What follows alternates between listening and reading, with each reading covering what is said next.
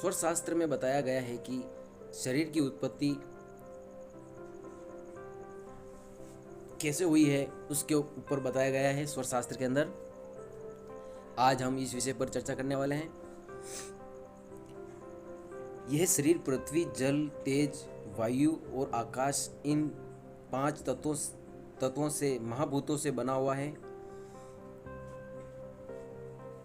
शरीर 5 तत्वों पर आधारित है।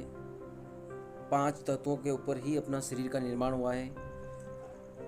पृथ्वी, जल, तेज, वायु और आकाश, इन 5 महाभूतों से बना हुआ ये शरीर है। हड्डी, मांस, खाल, नाड़ियाँ और रोम, ये पृथ्वी जल के 5 गुण के प्रतीक हैं। इसी बात का वेदांत भी प्रतिपादन करता है। जल तत्व के वीर्य, रक्त, मज्जा और मूल, मूत्र और लार, ये 5 गुण हैं। उसी प्रकार तेज के गुण, तेज में अग्नि के गुण क्या क्या है वो मैं आपको बता देता हूँ। अग्नि तत्व के गुण भूख, प्यास, नींद, क्रांति और आलस्य, ये 5 गुण तेज अग्नि तत्व के हैं।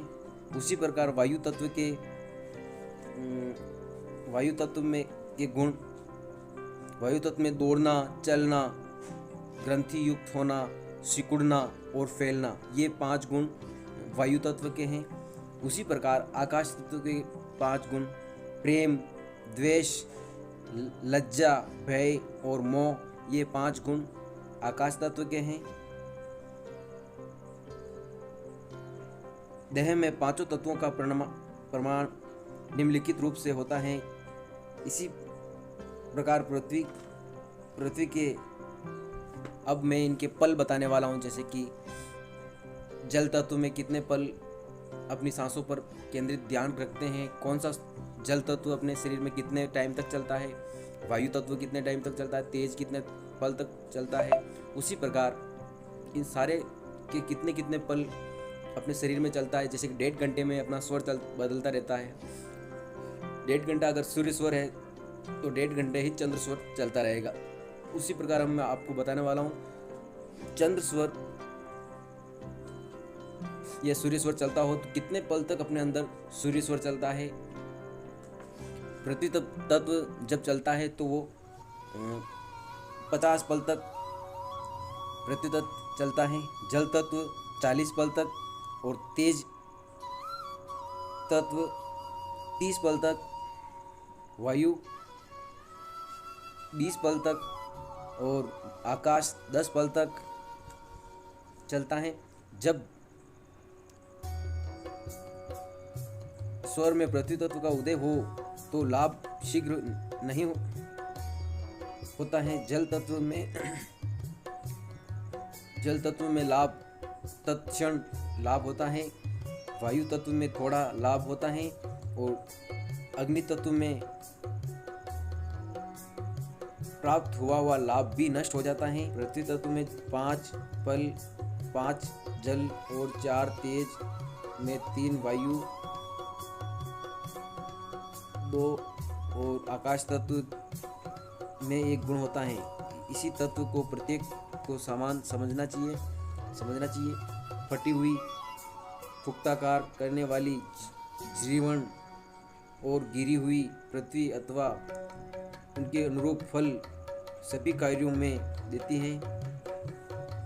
पृथ्वी तत्व के धनिष्ठा, रोहिणी, ज्येष्ठा, अनुराधा, श्रवण, अभिजीत और उत्तराषाढ़ा, ये 7 नक्षत्र हैं।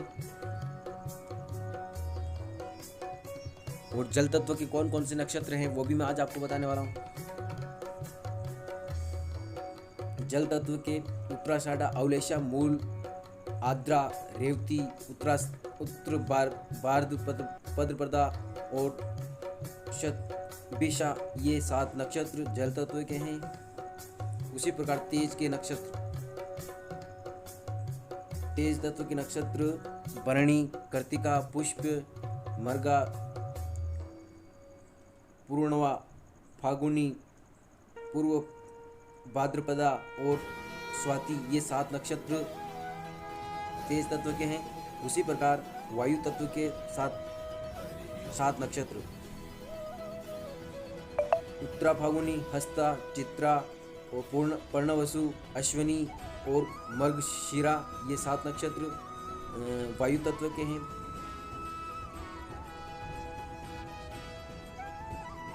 प्रवाहित नाड़ी की ओर बैठकर दूत शुभ और अशुभ कार्यों को यदि पूछता है तो वे सभी कार्य सिद्ध होते हैं।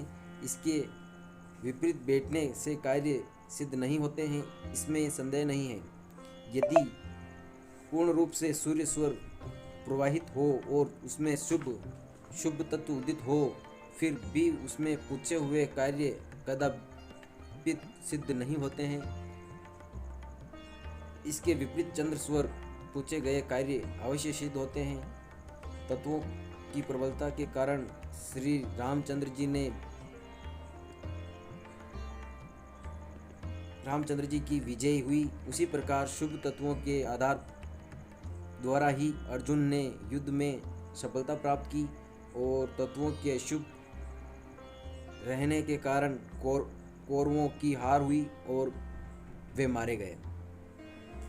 गुरु के प्रसाद से ये पहले जन्म के संस्कार के कारण कुछ ही पवित्र हृदय वालों को तत्वों के विषय में जानने की इच्छा होती है।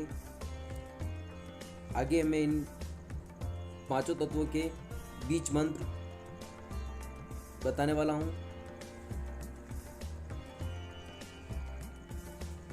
तो अभी मैं इसी वीडियो को यहीं ख़त्म करता हूँ।